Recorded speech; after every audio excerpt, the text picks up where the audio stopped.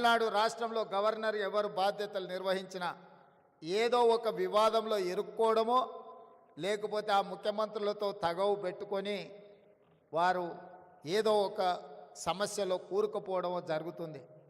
కానీ అనుభవం కలిగిన రోసయ్య గారు అత్యంత రాజకీయ వివాదాస్పదమైన తమిళనాడు రాష్ట్రంలో కూడా గవర్నర్గా రాణించి వారి యొక్క అనుభవాన్ని అక్కడ వారు ప్రదర్శించారు. అంటే వారి స్ఫూర్తి, వారి పట్టుదల, మాటలలో వారి చతురత, పాలకపక్షంలో ఉంటే ప్రతిపక్షాలను ఇరుకునబెట్టడం కానీ, ప్రతిపక్షంలో ఉంటే ఎవరు ముఖ్యమంత్రిగా ఉన్నా వారిని ఇరుకునబెట్టే విధానం మనం నేర్చుకోవాల్సిన అవసరం ఉన్నది. ఈరోజు ముఖ్యమంత్రిగా వారు ఆనాడు మర్రి చెన్నారెడ్డి కావచ్చు, నేదురుమల్లి జనార్దన్ రెడ్డి గారు కావచ్చు, భవనం వెంకట్రామ్ గారు కావచ్చు, అంజయ్య గారు కావచ్చు, లేదా డాక్టర్ వైఎస్ రాజశేఖర రెడ్డి గారు కావచ్చు, వాళ్ళు ప్రశాంతంగా ప్రభుత్వాన్ని నడిపి ముఖ్యమంత్రులుగా వారి అధికారాన్ని చెలాయించిందంటే సమస్యల్ని పరిష్కరించడానికి కుడిభుజంగా రోసయ్య గారు ఉన్నారు కాబట్టే వారు ప్రశాంతంగా ముఖ్యమంత్రులుగా కార్యక్రమాలను నిర్వహించారు. ఈరోజు తెలంగాణ శాసనసభలో రోసయ్య గారు లాంటి వ్యూహాత్మకంగా సమస్యల్ని పరిష్కరించగలిగిన సహచర నాయకులు లేకపోవడం కొట్టొచ్చిన లోటుగా కనిపిస్తుంది. అలాంటి సహచరుడు ఉంటే ముఖ్యమంత్రిగా ఎవరైనా అద్భుతంగా రాణించవచ్చని నేను ప్రగాఢంగా నమ్ముతున్నా.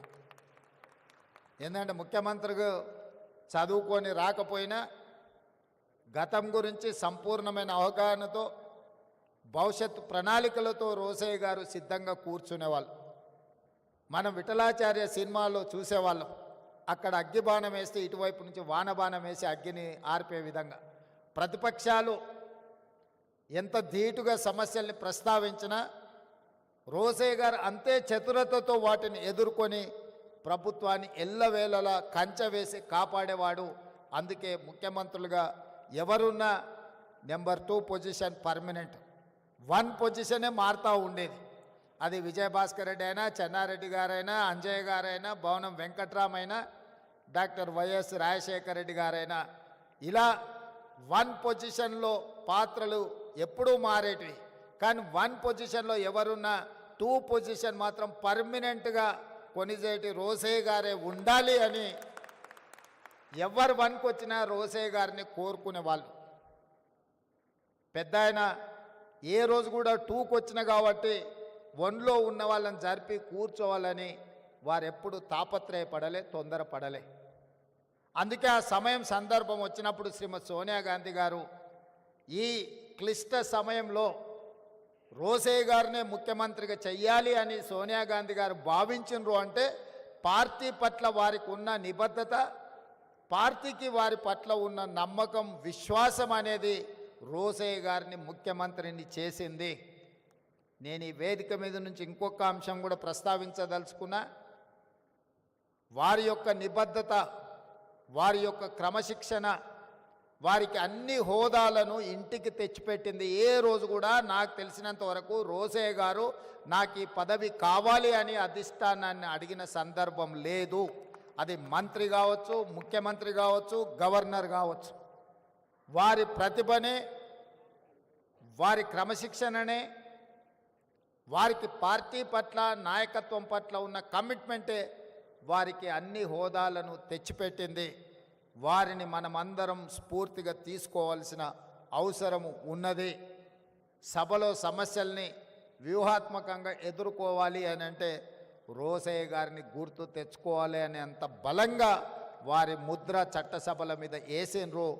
అలాంటి రోసయ్య గారి వర్ధంతి కార్యక్రమంలో చాలామంది మిత్రులను, ఎందుకంటే 2007 నుంచి 2014 వరకు రాష్ట్రంలో భిన్నమైన పరిస్థితులు, 2014 తర్వాత 2 రాష్ట్రాలుగా అవతరించిన తర్వాత చాలామంది మిత్రులను కలుసుకోలేకపోయినాము. ఈరోజు మిత్రులందరినీ కలుసుకోవడం, ముఖ్యంగా ఆర్యవైశ్య సమాజానికి నేను ఒక విశ్వాసాన్ని, నమ్మకాన్ని ఇయ్యదలుచుకున్నాను. ఈ రాష్ట్రం యొక్క ఆర్థిక ఎదుగుదల మీ చేతుల్లో ఉంది. ఈ రాష్ట్రం రాణించాలి, ఈ రాష్ట్రం రాణించాలి, ఈ రాష్ట్రం అభివృద్ధి పదం వైపు నడవాలి. ఈ రాష్ట్రంలో ఆర్థికంగా బలపడాలి అని అంటే మీరే కష్టపడాలి. మీరే ఈ తెలంగాణ బ్రాండ్ అంబాసిడర్లు. ఈ తెలంగాణ ఆర్థిక రంగంలో రాణించాలి అంటే మా ఆర్యవైశ్య మిత్రులు ఇంకా ఒక గంట అదనంగా పని చేయాలి. ఈ పని మీకోసం కాదు, ఈ రాష్ట్రం కోసం చేయాల్సిన అవసరం ఉంది. అందుకే రాష్ట్రం ఆర్థిక రంగంలో రాణించాలి అని అంటే మీ అందరూ ముందు బాగానే ఉండాలి. మీ వ్యాపారాలకు ఎలాంటి అనుమతులు కావాలన్నా ప్రభుత్వం వైపు నుంచి ఎలాంటి ఇబ్బంది లేకుండా చూసే బాధ్యత నాది. అదేవిధంగా రాజకీయాలలో కూడా ఆర్యవైశ్యులకు తప్పకుండా పార్టీ సముచితమైన స్థానం ఇస్తుంది. కోమటిరెడ్డి వెంకటరెడ్డి గారు నా చెవిలో చెప్తున్నాడు, మనము ఆర్యవైశ్య మిత్రులను ప్రభుత్వంలో కూడా భాగస్వాములను చేయాల్సిన అవసరం ఉన్నదని, తప్పకుండా మీ అందరి మనసుల్లో ఏముందో అది కోమటిరెడ్డి వెంకటరెడ్డి గారు నాకు చెప్పినరు. తప్పకుండా అధిష్టానం దృష్టికి ఈ అంశాలను నేను తీసుకువెళ్తా. అదేవిధంగా రోసయ్య గారి విగ్రహం ఉండాలి అని మిత్రులు ప్రస్తావించినరు. 100% రోసయ్య గారు ఒక సందర్భంలో వారు ముఖ్యమంత్రిగా ఉన్నప్పుడు చంద్రబాబు నాయుడు గారితో కలిసి నేను వారి ఇంటికి వెళ్ళిన ఒక రిప్రజెంటేషన్ తీసుకెళ్ళి వారితో మాట్లాడుతూ ఆ రోజు తెలంగాణ ఉద్యమానికి సంబంధించిన అంశాలు ప్రస్తావనకు వచ్చినప్పుడు రోసయ్య గారు ఒక మాట చంద్రబాబు నాయుడు గారికి చెప్పారు, చూడయ్య చంద్రబాబు, నాకు చీరాలలో అక్కడ ఏమీ లేదు, 50 సంవత్సరాల క్రితం అక్కడ ఉన్నది అమ్ముకొని హైదరాబాద్కు వచ్చి అమీర్పేట్ ప్రాంతంలో ఇల్లు కట్టుకున్నా. నేను హైదరాబాద్ వాడినే తప్ప నాకు ఆ రాష్ట్రమా ఈ ప్రాంతమా అని లేదు, 2 ప్రాంతాలు నాకు సమానమే, నేను హైదరాబాద్ వాడిని అని చెప్పిండు. ఈరోజు నికార్సైన హైదరాబాదీ ఎవరైనా ఉన్నారంటే రోసయ్య గారు అని చెప్పి నేను సంపూర్ణంగా విశ్వసిస్తున్నా. అలాంటి నికార్సైన హైదరాబాదీ రోసయ్య గారికి హైదరాబాదు నగరంలో విగ్రహం లేకపోవడం అనేది లోటు. తప్పకుండా రాష్ట్ర ప్రభుత్వం ఒక మంచి ప్రాంతాన్ని మీరు చూసి ప్రభుత్వానికి సూచన చేయండి. మా ఆర్ఎండ్బి శాఖ మంత్రి కోమటిరెడ్డి వెంకటరెడ్డి గారికి ఏ ప్రాంతంలో రోసయ్య గారి విగ్రహం పెడితే బాగుంటుందో ఒక ప్రాంతాన్ని సూచన చెయ్యండి. తప్పకుండా రోసయ్య గారి రాబోయే 4వ వర్ధంతి లోపులోనే రోసయ్య గారి విగ్రహాన్ని మనం పెట్టుకుందాము.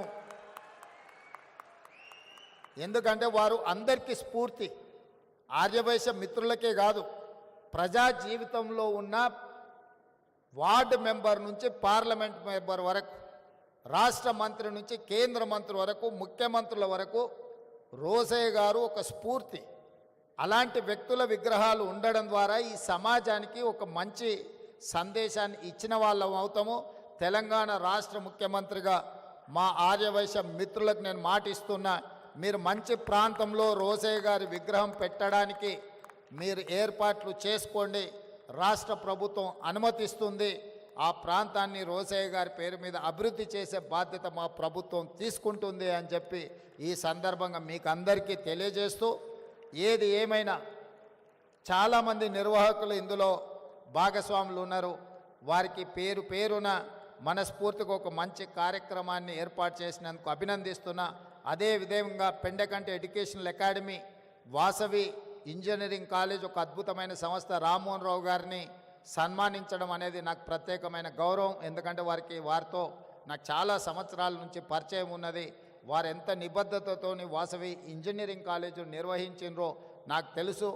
ఈ మధ్య కాలంలోనే ఫీ రియంబర్స్మెంట్ ఇష్యూస్ వచ్చినప్పుడు సిబిఐటి, వాసవి ఇట్లాంటి ఇన్స్టిట్యూషన్స్కి గ్రీన్ ఛానల్లో ఆ ఫీజు రియంబర్స్మెంట్ ఇవ్వాలి. ఎందుకంటే ఆ సంస్థలు లాభాపేక్ష లేకుండా ప్రజల కోసమే ఉపయోగపడే విధంగా సంస్థలు నడుపుతున్నారు అని చెప్పి మా అంతర్గత సమావేశంలో మా ఆర్థిక మంత్రి బట్టి విక్రమార్క గారికి నేను సూచన చేయడం జరిగింది. వాసవి ఇంజనీరింగ్ కాలేజ్, వాసవి సంస్థల్ని నిలబెట్టండి. నాకు పూర్తి సమాచారం లేదు, నాకున్న కొంతమేర సమాచారానికి ఆర్థికపరమైన ఇబ్బందులు ఉన్నాయని నా దృష్టికి వచ్చింది. ప్రభుత్వం వైపు నుంచి ఏమైనా బకాయిలు ఉంటే తక్షణమే ఆ సంస్థకు విడుదల చేయించే బాధ్యత కూడా నేను తీసుకుంటా. ఎందుకంటే ఎంతోమంది ఇంజనీర్స్ని ఈరోజు ఎక్కడంటే అక్కడ ఇంజనీరింగ్ కాలేజీలు వచ్చినాయి, కానీ ఆ రోజుల్లో ఒక గొప్ప ఇంజనీర్లను తయారు చేసి సమాజానికి ఇచ్చిన ఒక గొప్ప సంస్థ వాసవి అకాడమీ, ఎడ్యుకేషనల్ అకాడమీ. తప్పకుండా వాసవి ఎడ్యుకేషనల్ అకాడమీని తప్పకుండా పునరుద్ధరించడానికి అవసరమైన సహకారాన్ని అందించడానికి కూడా రాష్ట్ర ప్రభుత్వం సిద్ధంగా ఉన్నది. అదేవిధంగా రాజమౌళి గారు నాకు తెలిసి కుబేర టవర్స్ నారాయణగూడలో కట్టింది వారే. అప్పటి నుంచి వారు నాకు పరిచయం, వాళ్ళ కుమారులు కూడా నాకు తెలుసు. నేను ఆ కుబేర టవర్స్లో కొంతకాలం వ్యాపార పరంగా అక్కడ రెంట్ కూడా నేనున్న, వారు గుర్తించిందో లేదో నాకు తెలియదు. కానీ వీళ్ళందరినీ కూడా సన్మానించడం, కలవడం ఈ సందర్భంగా సంతోషం. ఏదేమైనా ఇంత మంచి కార్యక్రమాన్ని ఏర్పాటు చేసి రోసయ్య గారిని స్మరించుకునే అవకాశం ఇచ్చినందుకు మరొక్కసారి నిర్వాహకులకు ధన్యవాదాలు తెలియజేస్తూ సెలవు తీసుకుంటున్న మిత్రులారా.